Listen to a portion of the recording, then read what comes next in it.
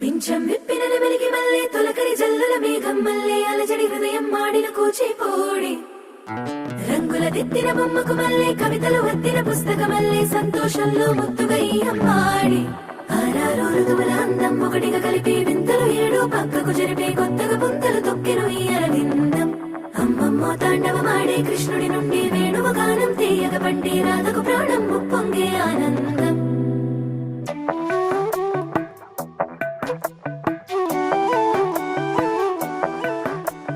మధురము కదా ప్రతొక నడక నీతో కలిసేలా తరగని కథ మనదే కనుక మనసు మురిసినిలా ఉసురేమో